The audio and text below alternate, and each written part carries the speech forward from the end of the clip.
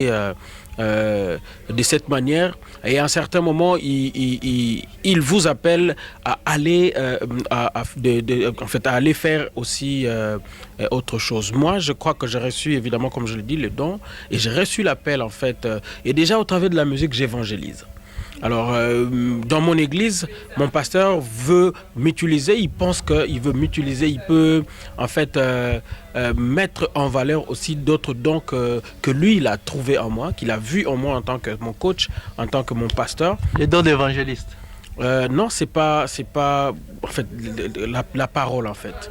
Et il m'a dit, avant que je ne t'oriente dans cette dimension, j'ai voulu que tu passes par une école. Et voilà que je suis passé par une école. J'ai fait 5 ans dans une école théologique jusqu'à obtenir le diplôme de licence en théologie. 5 ans, le frère Aimé a obtenu la licence de théologie. Donc, c'est un homme de Dieu à part entière, au-delà des dons. Nous avons compris qu'il se forme aussi. Tout ça pour apporter au peuple de Dieu de la nourriture solide et de marcher selon la volonté de notre Dieu. Alors, frère Aimé, j'aimerais poser une question relative à ton nouvel album. Cet album, j'ai des CD audio. J'ai vu Mon cœur t'a de mer. Mon cœur t'a de mer. C'est trop fort comme titre. Tu peux expliquer aux nombreux internautes qui nous suivent, Mon cœur t'a de mer. Cette inspiration, ça s'est passé comment dans ce que le Seigneur t'a mis à cœur? D'où vient cette inspiration? Pourquoi Mon cœur t'a de mer? Pourquoi ce titre? Alors, très simple. Je pense que ce titre m'est venu d'une méditation. Je m'entretenais dans une retraite avec le Seigneur pour lui demander quel est le message que je dois apporter à son peuple au travers de cet album. C'est là qu'il me soufflera d'aller dire à son peuple que le cœur revienne à lui-même. Parce que nous sommes chrétiens, nous sommes dans des églises, nous voyons ce qui est en train de se passer. En effet, nous sommes en train de vivre le temps de la fin, où la Bible dit l'amour du plus grand nombre se refroidira, où les gens auront la démangeaison d'entendre les choses agréables. Aujourd'hui, on voit les gens ont la démangeaison, ont l'envie en fait d'entendre les choses qu'ils veulent. Aujourd'hui, on peut voir les signes de la fin s'accomplir en fait dans la vie de l'Église, dans la vie des chrétiens. Et c'est là que Dieu me dit, va dire à mon peuple que le cœur revienne à moi. Combien de fois on a vu des chrétiens, des hommes de Dieu, des pasteurs, des musiciens autour des scandales. Moi, je ne veux pas dire que je ne veux pas critiquer parce que ça peut m'arriver aussi. Mais je me dis, mais vraiment que Dieu nous garde. Et je crois que si un homme de Dieu vient au scandale, cela voudrait dire que Dieu a eu à avertir la personne plusieurs fois, qu'il n'a pas entendu, et alors il amène à l'exposition. Donc je crois que ce message s'adresse non pas seulement à ceux qui ne connaissent pas Christ ou à ceux qui viennent à l'église, mais aussi pour le pasteur, pour ceux qui servent Dieu. Et les hommes de Dieu. Évidemment, ceux qui servent Dieu, donc les hommes de Dieu. Ok, parce que souvent, à l'heure actuelle, on le voit, ça arrive souvent, on en a besoin. Notre cœur demeure de Dieu. Voilà, je vois, ça compte 13 titres. Hein. Donc, nous t'invitons, Mon cœur t'a demeure, béni soit ton nom, rejette de l'Odébar. Je n'ai pas compris, rejeter de l'Odébar. En fait, rejeter de l'Odébar, l'Odébar, c'est une ville dans la Bible où habitait Méphibosheth. Méphibosheth, c'était le dernier de la famille de l'ami de David, Jonathan. Et David, à un certain moment, voulait faire du bien à la famille de Jonathan, qui était son ami et qui était déjà mort. Et il a demandé, en fait, s'il y avait encore quelqu'un qui était resté de la famille de Jonathan. On lui a dit qu'il y a un certain Méphibosheth qui vivait dans Lodébar. Lodébar, c'est comme l'île, en fait, c'est une ville. Et c'est une ville rejetée, oubliée. Et lui, la personne, il était une personne aussi oubliée, Méphibosheth, qui était aussi, qui avait un problème au niveau de ses pieds, en fait, au niveau de ses jambes, en fait. Il avait une malformation, en fait. Alors, David l'invite de manger à la table du roi. Et c'est là que ça étonne, en fait, tout le monde. Et je me suis mis dans la place d'une personne de Méphibosheth et je me suis dit, moi j'ai été rejeté aussi, j'ai été oublié dans une ville, personne ne faisait attention à moi, personne ne faisait cas à moi, et jusqu'à ce que Christ me cherche. Christ demande, mais est-ce qu'il y a-t-il encore une personne qui reste dans la famille de mon père? Et il s'est dit, parce que mon père c'est un serviteur de Dieu. Alors, Christ a dit, il y a encore quelqu'un qui reste là, un certain Aimé, qui est un rejeté de Matadi. Matadi, c'est ma ville natale, en fait. Et donc, je me suis comparé à Méphibosheth et j'ai dit, voilà, je vais titrer cette chanson ainsi. Bon, d'emblée, je dirais que je ne suis pas donneur de leçons. C'est-à-dire pour me dire que non, moi je suis super et que je dois commencer à donner des leçons. C'est nous qui disons ça, c'est ce qu'on voit, c'est un témoignage que nous apportons. Mais néanmoins, je reconnais quand même que je suis d'une génération qui a connu l'évolution de l'heure, l'évolution du temps. Et que je me dis être parmi ceux qui peuvent orienter en fait nos jeunes ou nos jeunes frères qui viennent dans notre métier ou dans ces ministères. Je crois que le conseil le plus simple que je peux donner, c'est de rester soi et de ne pas oublier d'où le Seigneur vous a tiré. Si vous reconnaissez, si vous connaissez là où Dieu vous a tiré, restez, mais vraiment restez dans le carré où Dieu vous a trouvé. Reste dans le carré où Dieu vous a trouvé. Comment reste dans le premier amour que vous aviez vis-à-vis de votre Dieu.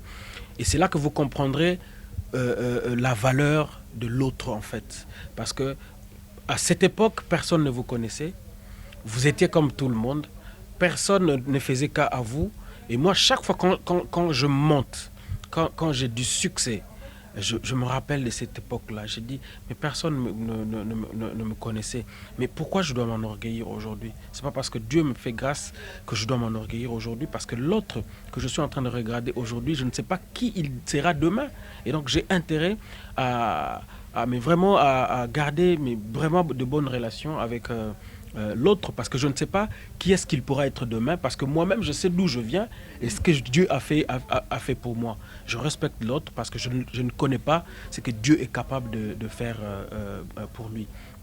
Et puis de se mettre à cœur que nous ne faisons pas ces métiers pour le succès. La gloire appartient à l'Éternel. Nous sommes des serviteurs du canal que Dieu utilise. Quand le canal commence à prendre gloire, quand l'âne sur laquelle Jésus-Christ devrait monter, pouvait se dire que mais maintenant moi je suis connu, je crois qu'il n'allait plus mettre Jésus-Christ sur son dos. Mais l'âne n'a été qu'un animal que Jésus-Christ, sur lequel Jésus-Christ est monté. Il est resté âne, bien qu'il était connu, mais il est resté âne. Nous sommes des canals, nous sommes des ânes sur lesquels Jésus-Christ monte. C'est plutôt Jésus-Christ qui doit recevoir la gloire et pas nous. Nous ne devons que nous réjouir de la grâce que Dieu nous accorde de venir monter sur nous. Parce qu'il y a eu beaucoup d'ânes, mais Jésus-Christ n'est pas monté sur tous les ânes. Il est venu monter sur cet âne-là. Et cet âne-là, c'est nous. Et nous n'avons pas besoin de nous enorgueillir à côté d'autres ânes. Tout ce que nous pouvons faire, c'est dire merci au Seigneur et que le Seigneur continue à nous faire grâce. Si vous pouvez le constater, parmi tous ceux qui sont de ma génération, je crois que rares sont ceux qui sont restés encore avec des albums sur le marché. Donc, si je suis resté, c'est ça le secret en fait. Rester humble, partager avec tout le monde, vivre normal. Ne pas vivre au-delà de mes moyens, ne pas vivre au-delà de ce que je n'ai pas. J'essaie de vivre naturellement, normalement, pour ne pas déranger aussi les autres. Parce que moi j'ai vécu un peu en Suède. Ils ont une mentalité de vouloir mettre l'autre à l'aise. C'est-à-dire que je ne peux pas, moi, m'habiller, même si j'ai l'argent, m'habiller tellement de manière extravagante jusqu'à mettre l'autre mal à l'aise. Je dois plutôt m'habiller de telle sorte que l'autre ne soit pas mal à l'aise. Je dois avoir une voiture qui ne puisse pas mettre l'autre mal à l'aise. Moi, c'est ça, c'est ce que j'ai appris. Et mon père est quelqu'un de très simple. La femme que j'ai rencontrée est quelqu'un de très simple, qui aime vivre vraiment dans le minimum, même s'il y a un compte à banque costaud, mais on aime vivre dans la simplicité et plutôt passer et utiliser notre argent pour aider les autres, aider les familles, aider ceux qui sont dans le problème et puis voilà. Donc au-delà de l'éducation chrétienne, du respect de la parole de Dieu, il y a aussi des valeurs familiales que tu as vu des parents. Valeurs familiales, voilà. Des valeurs que j'ai rencontrées dans la vie. Dans la vie. Quand tu arrives en France, la France, regarde, le pays qui vous accueille ici n'est pas... il n'y a pas que de chrétiens. Et dans la plupart des cas, d'ailleurs, il y a des francs-maçons, il y a beaucoup de gens, de loges. Mais regarde comment ils pensent aux autres. Tu arrives, tu n'as rien, mais on te donne une maison, on te donne de l'argent pour vivre et tout. Mais si cet amour-là pouvait, mais vraiment, nous pouvions l'avoir, ça, ce sont des valeurs. Et quand j'arrive ici, tout ce que je trouve comme valeur, je prends. J'ai été en Suède, ce que j'ai trouvé comme valeur, je prends. Partout où j'ai été, ce que j'ai vu comme valeur, j'ai pris. Et il n'y a pas que dans ma famille. Il y a beaucoup de familles dans beaucoup de familles que je côtoie, tout ce que je vois comme valeur, ce que j'ai vu comme valeur en toi, si je trouve que c'est intéressant, eh ben je prends, je me dis que ça, c'est quelque chose de bien, je vais utiliser. Et c'est ce qui a fait ce que je suis. D'accord. Donc voilà, on tend vers la fin de notre interview. Je voudrais juste... l'album Histoire d'amour, c'est un album qui a été fort et qui reste fort, qui a touché les cœurs. Et jusqu'à aujourd'hui, moi personnellement, quand je l'attends, je ressens quelque chose. Le Seigneur me parle et il continue à me parler. Mais dans cet album, il y a un chant que j'aimerais bien poser la question. Parce qu'il y a d'autres internautes aussi se sont posés la question, d'autres bien-aimés posent aussi des questions sur ce chant. Je dois partir.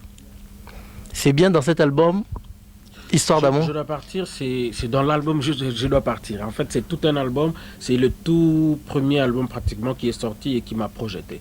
Après, je dois partir, il y a eu Parfum. Après Parfum, il y a eu Devant ta face. Et après Devant ta face, il y a eu Histoire d'amour. D'accord. Voilà. Donc, Je dois partir, c'est vraiment tout un album. Tout un album et c'est parmi les tout premiers. D'accord. J'aimerais si tu pourras nous faire, après à la fin, bientôt on tend vers la fin, ce serait un petit extrait des nouvel album, un petit chant, mais un petit extrait de Je dois partir. Et on aimerait seulement savoir, quand tu as chanté à cela, à quoi tu as pensé? Je dois partir dans cette contre-lointaine que j'ignore encore. Là où il y a la paix sans peine, mais pas avec ce corps. Il y a une louange qui ne s'éteint, avec les anges on adore.